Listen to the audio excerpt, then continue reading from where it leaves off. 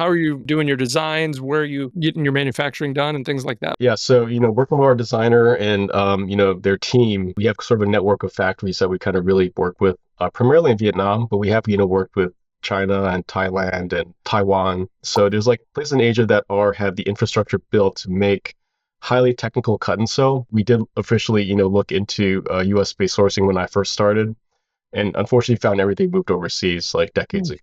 Something where you could try and do it. There's a factory in Canada that can, but you would have to justify the price of your product to reflect that production capacity, which would be about 3 times more. So I was like, it's tough to justify that to just sell, but everything is set up overseas that they are efficient at. And everyone's trained Yeah. that way. They have the whole city sometimes built around a certain industry.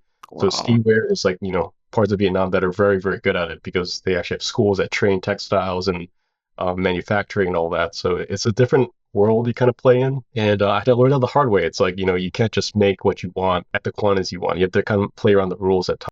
How did you get connected to that other world? I mean, because Yeah. obviously you got to be at a point where, okay, now where am I going to make stuff? Okay, you're Yeah. just Googling stuff or you, The only reason I did this, by the way, is I had a distant family friend whose father, they were based out of Hong Kong, actually, in Asia, is they used to be the factory for Obermeyer, which is a big ski brand. So okay. Obermeyer, a separate factory that they used to run that made all their OEM products.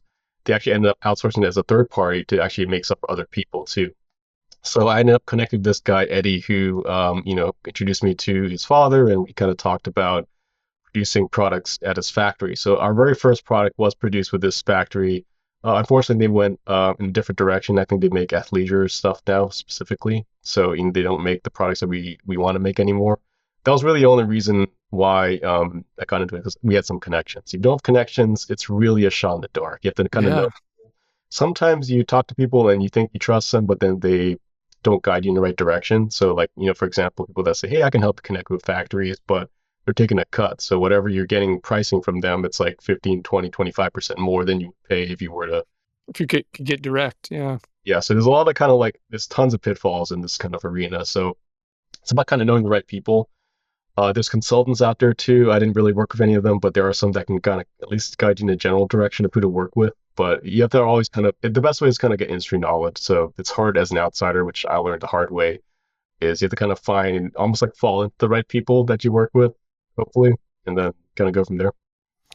So you mentioned a little bit earlier too about building your team. How did you build your team? How did were you connecting with people more locally, kind of connecting with different people in the different industries you needed to connect with, or did you build a core team around you? Yeah, so our current core team really has come together in the last about 2.5 years.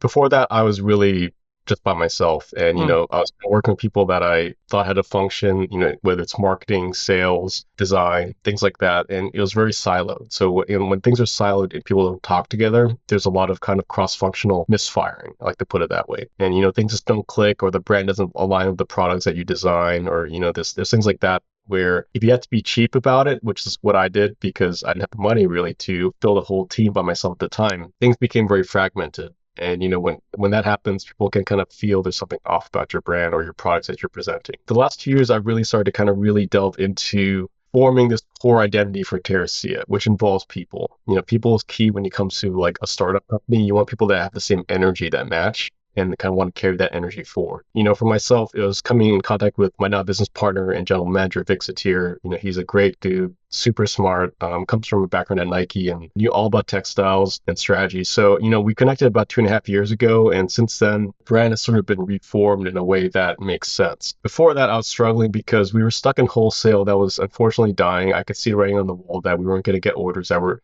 hopefully going to increase. I saw the opposite. They're going down in order Mm. size, and that economy was kind of tanking in terms of that arena. So I knew I had to make a change. And I kind of told Vic, I was like, hey, I need to transform this company. I need to go from one season to all seasons, 4 seasons, 365 a year, and reduce our selling cycle from just one time a year in October to every single day on our website. How do I do that?